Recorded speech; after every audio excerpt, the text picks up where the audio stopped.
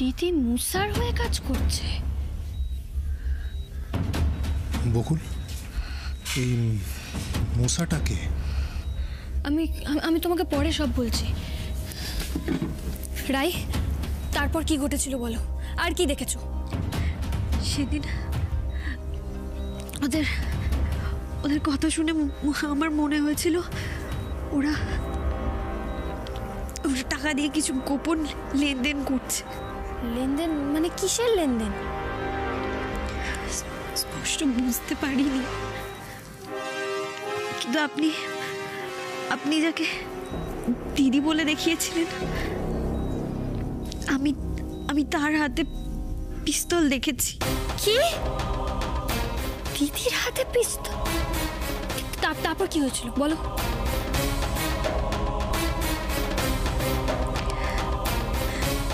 সেদিন আমি ওদের দেখে খুব ভয় পেয়ে গেছিলাম।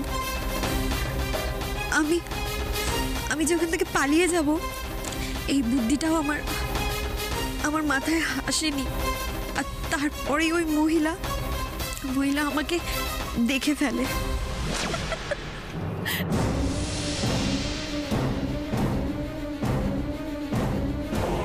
মনে হচ্ছে ওই মেয়েটা সব শুনেছে, ও যেন মুখ খুলতে না পারে।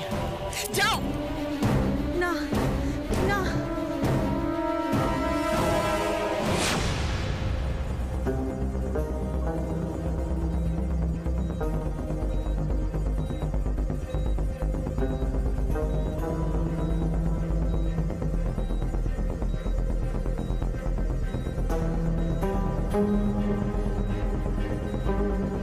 কাল ওই লোকগুলো আমার আংটিটা ছিনতাই করে পালাচ্ছিল। আমিও জেদের বসে ওদের পিছু নিই। লোকালয় থেকে ওই নির্জন জায়গাতে পৌঁছতেই লোকগুলো ঘুরে দাঁড়ায়। ওরা আমাকে ভয় দেখাচ্ছিল যে আমাকে মেরে ফেলবে, তাই আমি ওখান থেকে পালিয়ে আসি। কিন্তু মেয়েটি তো আপনাকে আইডেন্টিফাই করেছে। আমিও তো মেয়েটিকে দেখেছি, কিন্তু এক ঝলক দেখেছি।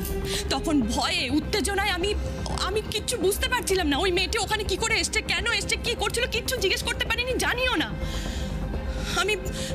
আমি কোনো রকমে নিজের প্রাণ বাঁচিয়ে, ইজ্জত বাঁচিয়ে ওখান থেকে চলে আসি।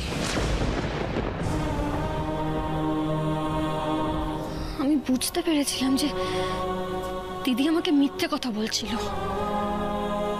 কিন্তু তাই বলে এতটা নিচে নাম আমি কল্পনাও করতে পারিনি। ছি। এইবার আপনাদের যেতে হবে। হ্যাঁ রাই, তুমি এখন বিশ্রাম নাও কেমন? আমরা বাইরে আছি, একদম চিন্তা করো না। তোমার অপরাধীদের আমরা শাস্তি দেব, আমি নিজে শাস্তি দেব। শুধু একটা কথা মাথায় রাখো, তুমি এখন আমাকে যে কথাগুলো বলেছ সেগুলো কিন্তু তোমাকে কোর্টে দাঁড়িয়েও বলতে হবে। পারবে তো? পারবো।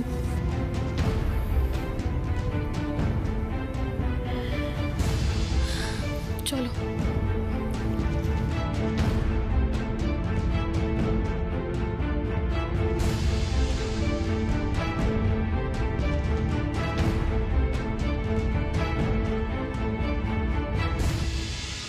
ও দিদি, আচ্ছা কি ব্যাপারটা কি বলো তো? বকুল সে কখন বেরিয়েছে, ফিরবে কখন, চিন্তা হচ্ছে আমার।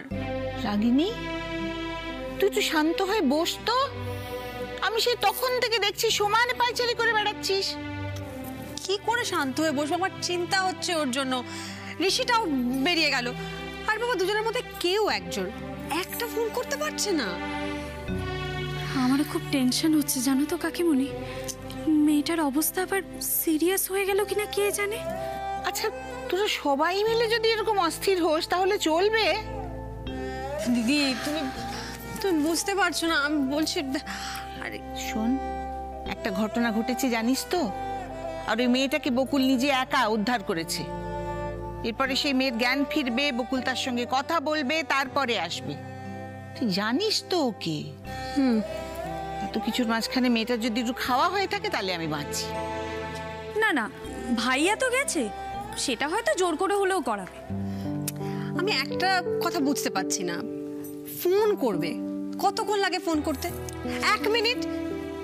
কি যে করে না চিন্তা হয় না। আমরাও তো ফোন করতে পারছি না, পুলিশের কাজে নানা ঝুঁকিতে থাকে, কোথায় কোন সমস্যায় আছে। আমরা ফোন করলে যদি আবার বিরক্ত হয়। না না, বিরক্ত হবে না, তবে এত কাজ না, তার মধ্যে ফোন ধরতে পারবে কিনা আমি জানি না। ওইটাই হচ্ছে কথা, আমি এটা সারাক্ষণ কাজ কাজ করে এত ব্যস্ত থাকি না দিদি। ওই তো উনি এসেছেন। কি রে, হ্যাঁ তুই এত তাড়াতাড়ি চলে এলি, কি ব্যাপার? হ্যাঁ, শরীর ঠিক আছে তোর? হ্যাঁ, আরে হ্যাঁ মা, আমি একদম ঠিক আছি। কিছু ভুলে গেছিস নিশ্চয়ই নিয়ে যেতে। না না জেম্মা, কিচ্ছু ভুলে যাইনি।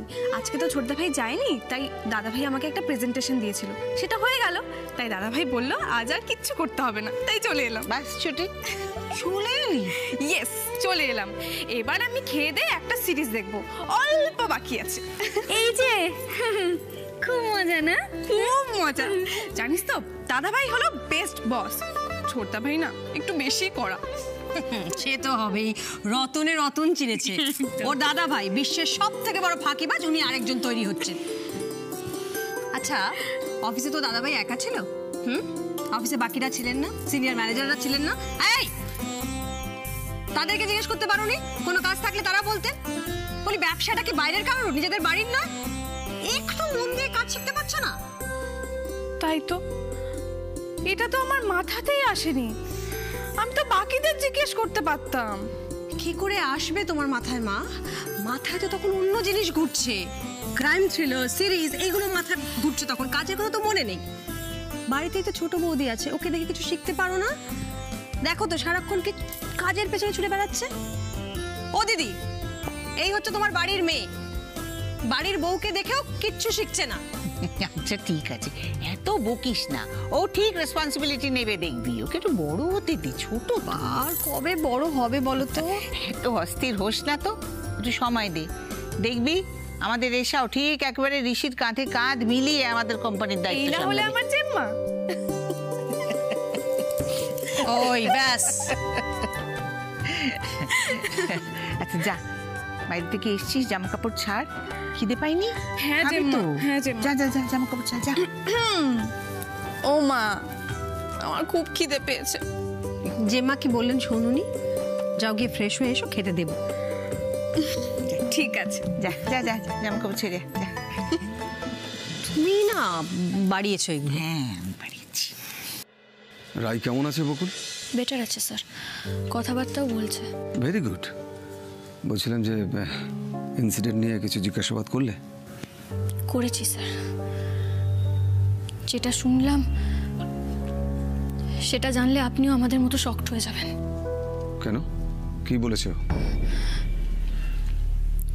কাল রাতে এই শহরে ভিন রাজ্য থেকে আসা যে দুজন লোক বেআইনি অস্ত্রের ডিলটা করেছে, সেটা আমার দিদির সঙ্গে করেছে। বর্ষা, রাই নিজে দেখেছে? হ্যাঁ স্যার, রাই নিজে দেখেছে। রাই নিজে দেখেছে আমার দিদির হাতে পিস্তল। রাই নিজে দেখেছে ওখানে টাকা পয়সার লেনদেন হচ্ছে। আর এই সব কিছু ও দেখে ফেলেছিল বলেই আজকে ওর এই অবস্থা। আসলে আমার দিদি রাইকে দেখে ফেলেছিল, আর সেই জন্যে ওই দুজন লোককে নির্দেশ দিয়েছিল রাইকে শেষ করে ফেলার। আপনি ভাবতে পারছেন স্যার, দুজন অচেনা অজানা লোকের কাছে ও রাইকে একা ছেড়ে দিয়ে চলে এলো। আর বকুল, রাই কার জন্য একটা নাম বলছিল না, ওই মুসা ভাই। মুসা ভাই? হ্যাঁ। মুসার নাম রাই কি করে জানলো? কারণ আমার দিদি এখন মুসা ভাইয়ের হয়ে কাজ করছে তাই। আর যেই লোকটা এসেছিল এই বেআইনি অস্ত্রের ডিল করতে, সে আবার আমার দিদিকে বলেওছে যে মুসা ভাইকে আমার সালাম জানাবেন। তার মানে এটা দাঁড়াচ্ছে বর্ষা, মুসা আর বিনোদ প্রধান একসাথেই কাজ করছে। বকুল, এবার কিন্তু পুরোটা তোমাকেই দেখতে হবে। তুমি রায়ের সাথে একবার একা কথা বলো। হ্যাঁ স্যার, বলবো। একমাত্র রাই এই ঘটনার আই উইটনেস, আবার ভিকটিমও। তাই অপরাধীদের জন্য জাল বিছানোর সঙ্গে সঙ্গে আমাদের রায়ের প্রোটেকশনের দিকটাও দেখতে হবে। কারণ একবার যদি ওরা জেনে যায় যে রাই সুস্থ আছে, স্বাভাবিক আছে, আবার তোরা রায়ের ক্ষতি করার চেষ্টা করবে। স্যার, আমি নিজে একজন মেয়ে। স্যার, আমি বুঝতে পারছি এখন রায়ের ওপর দিয়ে কি যাচ্ছে, তাই ওর অপরাধীদের শাস্তি না দেওয়া অবধি আমার শান্তি নেই স্যার। এই পুরো গ্যাংটাকে যতক্ষণ না পর্যন্ত শাস্তি দিতে পারছি আমিও শান্তি পাবো না বকুল। ঠিক বলেছেন স্যার, এদের সব কটাকে একেবারে সমূলে বিনাশ করে দিতে হবে। ও স্যার, আর একটা কথা, সেটা হচ্ছে আমি যখন আমার দিদিকে জেরা করছিলাম, ও না তখন ওই মিথ্যে কথা বলতে বলতে এক্সাইটমেন্টে বলুন বা ভুল করে বলুন, ও আমাকে একটা ইনফরমেশন দিয়ে দিয়েছে।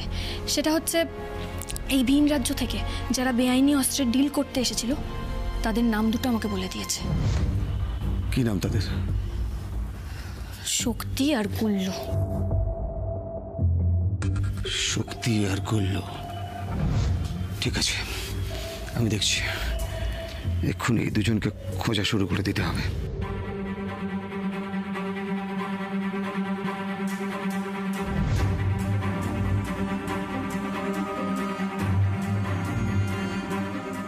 বকুল, তুমি সেই কাল সকালবেলা বাড়ি থেকে বেরিয়েছ, এখন সন্ধে হতে চললো। আমার মনে হয় তোমার কিন্তু রেস্ট দরকার। প্রচন্ড ক্লান্ত দেখাচ্ছে তোমাকে। আমার জন্য চিন্তা করো না গো। আমাদের পুলিশের ট্রেনিংয়ে ঠিক এই জিনিসটাই শেখায়, কিভাবে সব পরিস্থিতিতে নিজেদের খিদে, ঘুম সব অগ্রাহ্য করে ডিউটি করতে হয়। আমাদের কাছে সব কিছুর আগে হচ্ছে ডিউটি। শেখানো তো হয় বকুল, কিন্তু তোমার মতোই যদি এটা সবাই প্র্যাকটিস করতো তাহলে শহরে এত এত অন্যায়, এত অপরাধ হতো না। সেরম দিনও একদিন আসবে, আর সেই দিনটা যাতে খুব তাড়াতাড়ি আসে তার জন্য আমাকে অনেক বেশি করে খাটতে হবে। বকুল, ইয়েস স্যার। আমি যদি ভুল না হই তাহলে এই দুজনকে কাল ভোরের আগেই আমি তোমার লকআপে ঢুকিয়ে দেব। Thank you so much sir. আর স্যার, আমি দেখছি আরও কনস্টেবলকে যাতে এখানে ডিউটিতে পাঠানো যায়। মানে রায়ের প্রোটেকশনের দিকটাও তো দেখতে হবে। আমি নিজে দরকার হলে এখানে ডিউটিতে থাকব। তুমি এখন বাড়ি যাও। একজন এত কাজ মানে একটা মানুষ কখনই করতে পারে না। আমি বলছি তুমি বাড়ি যাও। স্যার, আপনার কাছ থেকেই তো শিখেছি কিভাবে সব কিছু ভুলে কাজ করতে হয়। বকুল, ট্রেনিংয়ে কিন্তু আর একটা জিনিসও শেখানো হয়। ডিউটিকে সম্মান দেওয়ার সঙ্গে সঙ্গে নিজের শরীরেরও খেয়াল রাখতে হয়, আর সেটা খুব জরুরি। আমি বলছি তুমি বাড়ি যাও।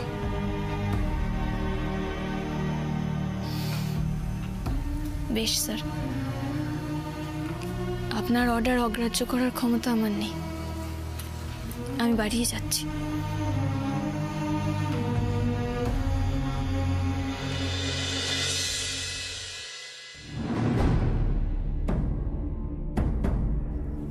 বেনু, কাল বকুল রায় যে আমাদের অতগুলো লোককে তুলে নিয়ে গেল, তাদের খবর কি?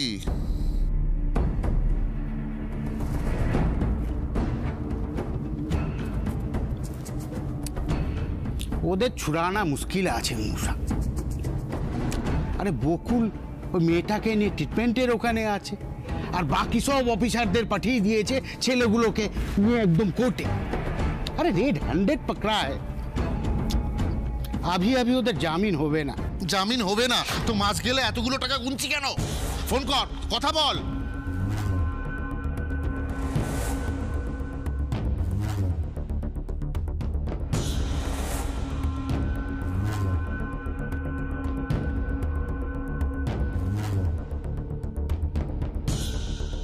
হ্যালো, अरे हाल कैसा है जनाब का? अरे अपनी तो बढ़िया आছেন। আরে এদিকের কিছু খবর রাখেন? আরে মাসে মাসে যে এতগুলান টাকা দিই আপনাদের, তো তার বদলে কোনো কাম তো করবেন নাকি? আরে অ্যাডভান্সে কোনো খবর পাচ্ছি না। আরে পুলিশ এসে আমাদের ছেলেদের রেড হাট পকড়ে নিয়ে চলে যাচ্ছে। আরে ও সব हमको मत सुनाइए। हाँ हाँ हाँ हाँ ঠিক আছে ঠিক আছে। আরে এই সব বাদ আমনে সামনে হবে, একদম ঠিক আছে। हाँ हाँ हाँ চলে আসুন। अरे मूसा भाई ডেকেছে, अभी चले आसुन अभी चले आसुन। हाँ हाँ एक छोटा सा काम है आपके लिए। वो ओशी बकुल राय एक लड़की के रास्ता থেকে তুলে लिए गए ट्रीटमेंट कराচ্ছে। उस लड़की का खबर चाहिए। कल के राते बहुत कुछ देखे लिए वो लड़की, और वो हमारे ছেলেদের বেকুপির জন্য कुछ। हाँ यस यस यस हाँ। अरे सुनो ना, বলছিলাম কি মুসিবত বাড়ার আগে वो लड़कीটার ঠিকানা লাগিয়ে দিতে হবে। किसी भी हाल में कोर्ट तक पहुंचना नहीं चाहिए वो लड़की, बस।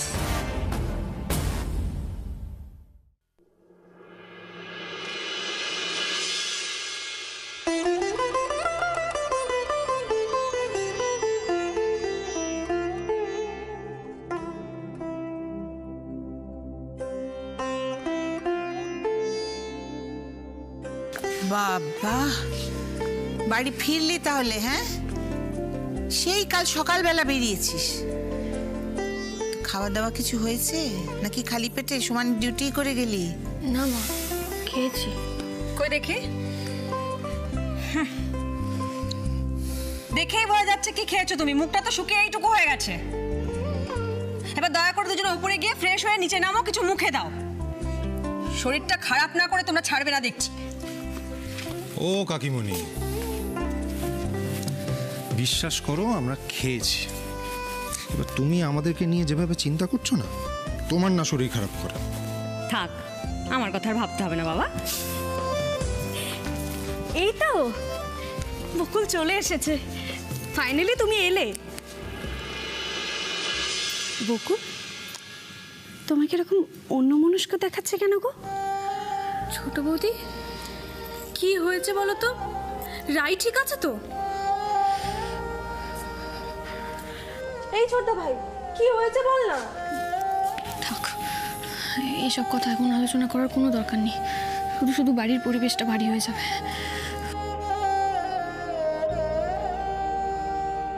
কি গো ও ছোট বৌদি, তুমি এত কি ভাবছো? কি হয়েছে বলো না। কিছু না এসব, রাই এখন বেটার আছে। আমি রাইয়ের কথাই তো ভাবছিলাম, তাই শুনতে পাই। গরম গরম চা এসে চটপট খেয়ে নাও। ওই দেখো, আমাদের গলা পেয়ে তুমি চাও বসিয়ে দিয়েছো। তবে thank you so much. Welcome. মা, আপনার চা। দে।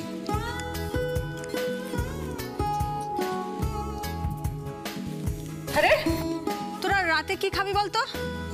তুমি যা বানাবে আমরা তাই খাবো। তুমি কিচেনে যাও, আমি ফ্রেশ হয়ে আসছি কিচেনে। আরে শোন না, তোকে তো বললাম ফ্রেশ হয়ে আসতে, তোর তো রান্না করে যাওয়ার দরকার নেই। দরকার আছে কাকিমণি, তুমি যাও, আসছি আমি।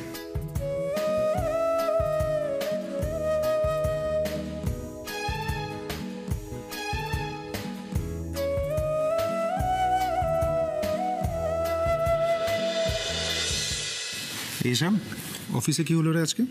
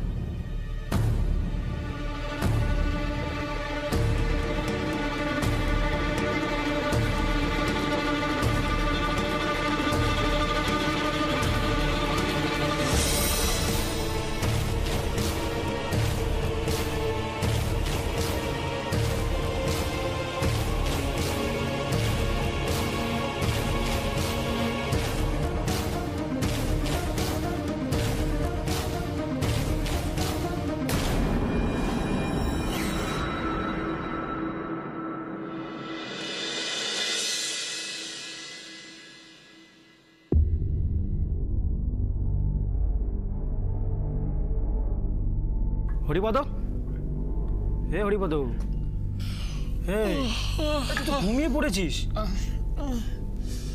চ চা খাবি, চ, তাহলে তোর ঘুমটা ভাঙবে। চ।